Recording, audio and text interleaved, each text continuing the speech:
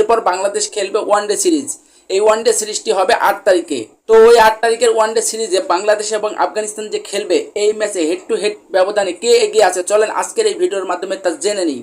বন্ধুরা, আফগানিস্তান এবং বাংলাদেশ মোট ওয়ানডে ম্যাচ খেলেছে 19টি, যেখানে বাংলাদেশ জিতেছে 11টি ম্যাচ আর আফগানিস্তান জিতেছে 8টি ম্যাচ। ম্যাচের দিক থেকে আফগানিস্তানের চেয়ে বাংলাদেশ একটু বেশি ভালো অবস্থানে রয়েছে। এই 19 ম্যাচে বাংলাদেশের হয়ে সেরা রান করেছে মুশফিকুর রহিম 450+। 19 ম্যাচে আফগানিস্তানের হয়ে সেরা ব্যাটিং করেছে রহমতুল্লাহ গুলবাজ, সে 450+ রান করেছে।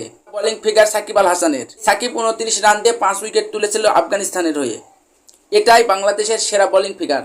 এছাড়াও ব্যক্তিগত ইনিংস ধরতে গেলে লিটন কুমার দাস 146 রান করেছিল। আর আফগানিস্তানের হয়ে সর্বোচ্চ বেশি উইকেট পাওয়া বোলার হচ্ছে রশিদ খান, সে বাংলাদেশ আফগানিস্তানের বিপক্ষে ওয়ানডে ম্যাচে মোট 24টি উইকেট পেয়েছে, তার গড় 44.90। রশিদ খানের সেরা বোলিং ফিগার 37 রানে 4 উইকেট বাংলাদেশের বিপক্ষে সে অর্জন করেছে।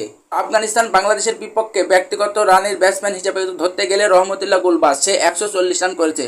সবকিছু মিলে বেশ একটা হাড্ডাহাড্ডি ওয়ানডে ম্যাচ হবে আফগানিস্তানের বিপক্ষে বাংলাদেশের, এটা নিশ্চিত। আর বাংলাদেশ কিন্তু ওয়ানডে ফরম্যাটে ভালো দল, যেখানে বাংলাদেশ টি-20তে একটু দুর্বল, তারপরও টি-20 সিরিজ আফগানিস্তানকে হারিয়ে দিয়েছে।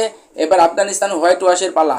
তো আফগানিস্তানকে হোয়াইট ওয়াশ করার পরই আগামী 8 তারিখে বাংলাদেশের এই মূল্যবান ম্যাচটি হবে ওয়ানডে সিরিজ। এই ওয়ানডে সিরিজ তো আফগানিস্তান হারবে, এটা নিশ্চিতভাবে বলা যায়, কারণ ওয়ানডে ফরম্যাটে বাংলাদেশ সবসময় ভালো খেলে। তো দেখা যাক শেষ পর্যন্ত বাংলাদেশ এবং আফগানিস্তান এই ওয়ানডে সিরিজ কি হয়। আমরা চাই বাংলাদেশ আফগানিস্তানকে হারিয়ে দিক এবং ওয়ানডে সিরিজটাও জিতে নিক।